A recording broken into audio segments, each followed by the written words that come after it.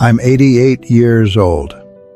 I've got $1.1 million in the bank, and I'd give every penny of it to go back to a Tuesday in 1979.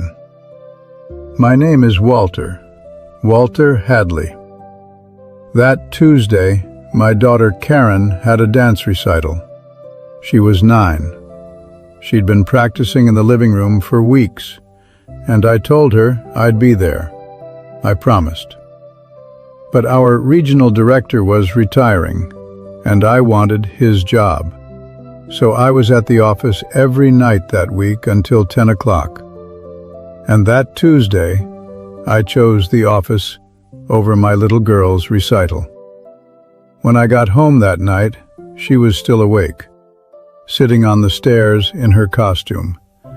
And she looked up at me and said, "Daddy, I looked for you in the audience. I looked for you the whole time." I didn't know it then, but what that little girl said to me on those stairs was going to change my life forever. I worked 38 years for the same company. Started on the factory floor, ended in the corner office. Did everything they tell you to do. Saved, invested, sacrificed. And I'm grateful. But somewhere in all that, I almost lost the only things that ever mattered. Almost. And I'm going to tell you what woke me up.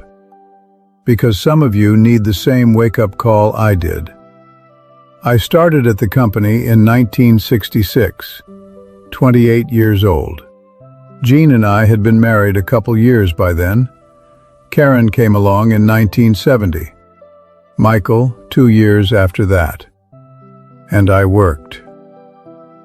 Lord, I worked. Once those kids came, I started feeling a strange pressure. I thought the best thing I could give my family was money, financial security. So I took every shift, every Saturday, not every Sunday. Jean put her foot down about church, but everything else.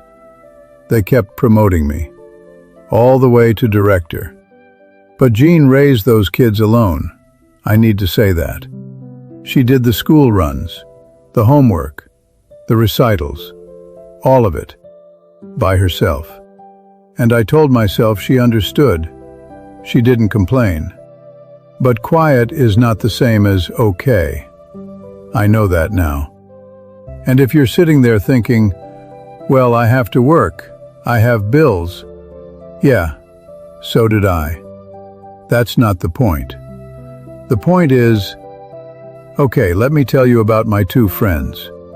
We worked together, same company, same lunch table for years. Donnie Pace and Frank Moretti. What happened to the 3 of us is one of the reasons I am here. So don't go anywhere. Donnie was the guy everybody felt sorry for. Good worker. But when the company posted an opening for district manager, Donnie passed. Twice.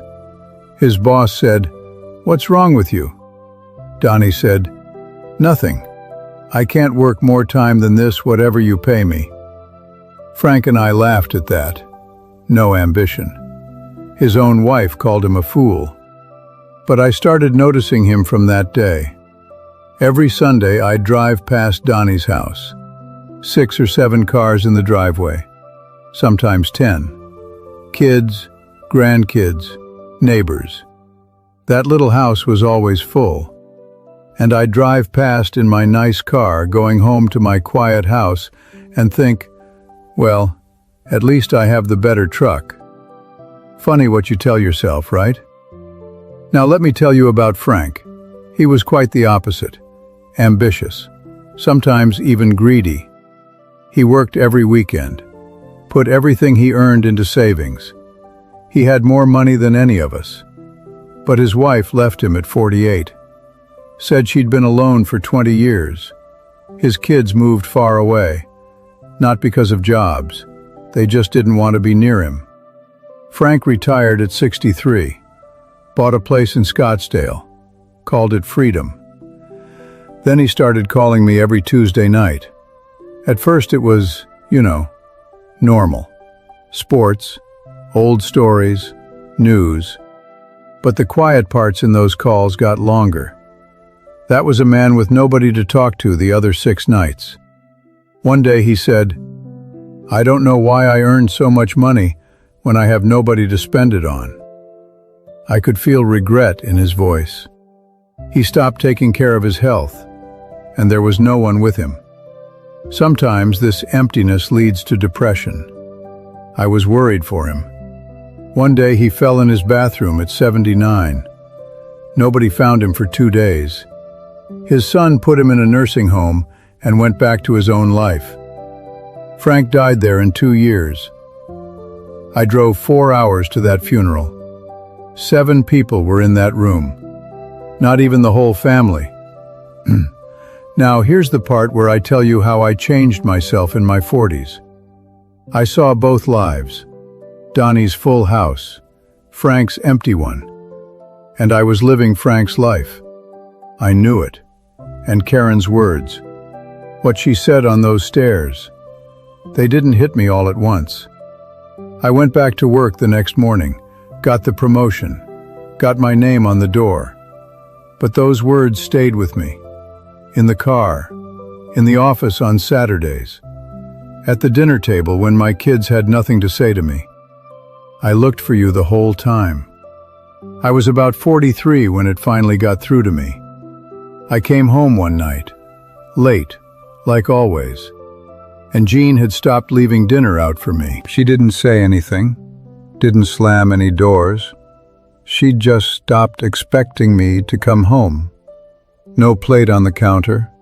Kitchen was dark. She'd gone to bed.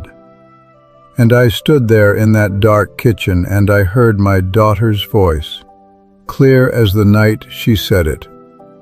"I looked for you the whole time." I thought about Frank, already heading down a road with no one at the end of it. I thought about Donnie's full driveway, and I thought about my wife upstairs who'd stopped waiting for me. Something broke in me that night, the good kind, the kind where you stop fooling yourself. I decided I was going to change. Not tomorrow, right then. Next day, I left the office at 5. Everyone was surprised. I walked in the door and Karen looked up and said, "Daddy's home?" Like a question, like she wasn't sure it was real. Then the happiness on her face, it was priceless. I kept showing up. A week, a month. The kids stopped being surprised. It became normal. And normal was the whole point. Jean started leaving dinner out again. She started smiling more. I took Karen fishing one Saturday. She talked the whole time. About school, her friends, a boy she'd kill me for telling that, but she talked. And I thought, this is what I've been missing. Michael asked me to coach his baseball team. I said yes. First time in years I said yes to something that didn't come with a paycheck. Then the company offered me a bigger job, more money, more travel, 3 nights a week gone, and I said no. Nobody fired me, nothing fell apart, I just had my Saturdays back. Some of you are scared of that, saying no, leaving at 5. I was scared too. Nothing bad happened. I'm almost done. But let me tell you what to prioritize in your life. Here's what I know after 88 years. Money can buy you a big house, but it can't fill it with people. A big house with nobody in it is just rooms. A small house full of family is a home. Your kids are not going to remember what you bought them. They're going to remember if you were there. They're going to remember the sound of you coming through the door at night. Karen was 9 when she told me she looked for me in the audience. I was 41. I can still hear her voice on those stairs. Your kids are keeping count, even when they smile and say it's fine. it's not fine. They remember. And this idea that you'll, work hard now and be there for them later, that's the biggest lie we tell ourselves. You can always make more money. You cannot make more time. Every missed night is gone. You don't get it back. I still wish I had found my way earlier. I wish I hadn't been absent through my kids' childhood, but at least I was there for them, at least for some part of their childhood. I'm 88 years old, and my house is loud. Karen flies in from Denver every month, not because she has to, because she wants to. Michael brings the grandkids every Sunday, 3 of them. They break things, they spill things, they fight over who sits next to Grandpa. Best sound in the world. I think about Donnie. He knew from the start what took me 20 years to learn. And I think about Frank.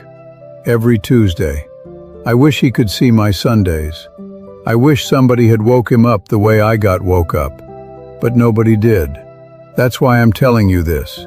If you're hearing me, you still have time. More time than Frank had, but less than you think. You don't have to quit your job. You don't have to change everything. You just have to go home. Not tomorrow, tonight. My last advice for you. Don't lose your work-life balance. Your personal health and your relations matter as much as your job or business. The day I learned to keep balance between my job and my family, I also learned to give time to my own health. And it has rewarded me immensely. So, put the phone down. Close the laptop. Walk through that door while the lights are still on and your kids are still awake. Because one day your little girl is going to look for you in the audience. And you're either going to be there or you're not. Karen's 56 now. Last month she came to visit and we sat on the porch. And she said, "Daddy, I'm glad you came back to us." I felt something I can't explain. Anyway, that's all I've got. I'm going to go call my daughter now.